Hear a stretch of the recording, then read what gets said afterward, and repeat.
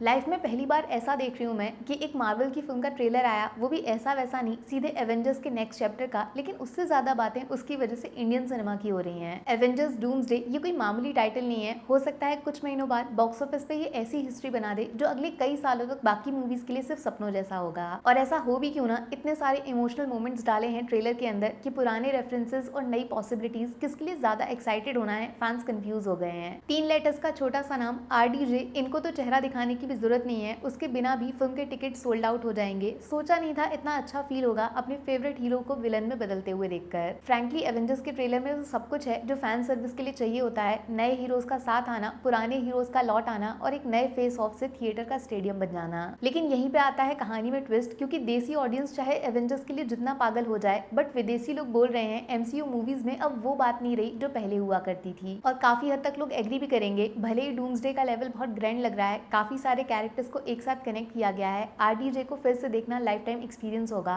लेकिन कुछ लोग शिकायत कर रहे हैं अब मार्वल की स्टोरी लाइन उतना अनप्रिडिक्टेबल नहीं लगती है। ट्विस्ट, सस्पेंस, सरप्राइजेस अब रूटीन सिनेमा हो गया है। नई जनरेशन पुराने इमोशंस नहीं समझ पा रही है। बस इसी रिएक्शन का फायदा उठा के सोशल मीडिया पे एक तगड़ा कंपैरिजन शुरू कर दिया है कुछ न्यूट्रल सिनेमा लवर्स ने, जो शिकायत कर रहे हैं लोग अंग्रेजों को बाप बनाते हैं और इंडियन सिनेमा को पाप बताते हैं। क्लियरली पॉइंट आउट कर रहे हैं कुछ लोग कि एवेंजर्स के ट्रेलर में all is not well, specially film के कुछ VFX लोडेड सीन्स की क्वालिटी पे सवाल भी उठाए जा रहे हैं। वहां पे सब कुछ परफेक्ट ना होते हुए भी काफी लोग चुप बैठे हैं, जबकि रामायण के टीजर में हर किसी ने बढ़ चढ़ के हिस्सा लिया था फिल्म के बजट को याद दिला के 4000 करोड़ पे सवाल उठाने में। सिर्फ एक चीज जिससे मुझे प्रॉब्लम थी वो ये कि मेकर्स ग्लोबल ऑडियंस को ज्यादा प्रेफरेंस दे रही है, जबकि रामायण हमारी हिस्ट्री है, देसी लोगों को आगे रखना चाहिए, बाकी सारी चीजें फिक्स की जा सकती हैं। लगभग उतना ही बजट है एवेंजर्स डूम्सडे का, फिर भी क्वेश्चन नहीं किया जा रहा है उनकी मिस्टेक्स को, या फिर हाईलाइट नहीं कर रहे हैं लोग छोटी छोटी वीकनेसेस को। ये दोगलापन नहीं चलेगा। एक और तीसरी फिल्म भी इस डिबेट में आके फंस गई है, जो बॉलीवुड के बादशाह शाहरुख खान को किंग बना के ला रही है। उसकी रिलीज डेट का एवेंजर्स के साथ इनडायरेक्ट क्लैश जो होना है। पब्लिक का एक सेक्शन साफ बोल रहा है एवेंजर्स के ट्रेलर को जिस तरह इंडिया में रिसेप्शन मिला है, फिल्म अकेले अपने दम पे 50, 60, इवन 70 करोड़ की ओपनिंग मार देगी ओनली इन इंडिया, सिर्फ डे 1 पे।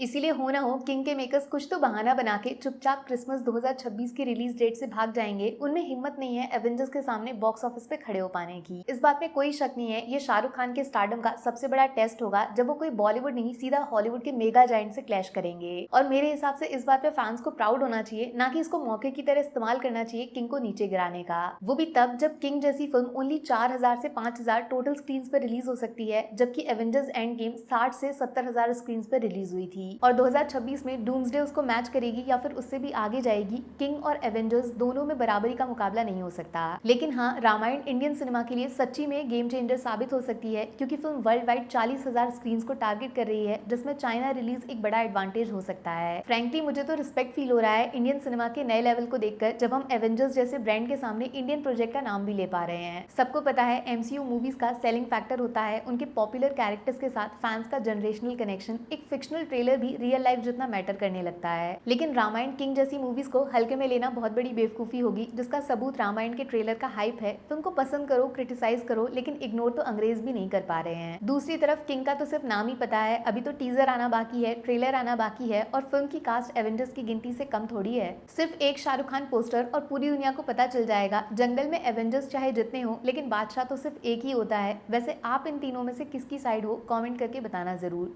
Take care, bye bye.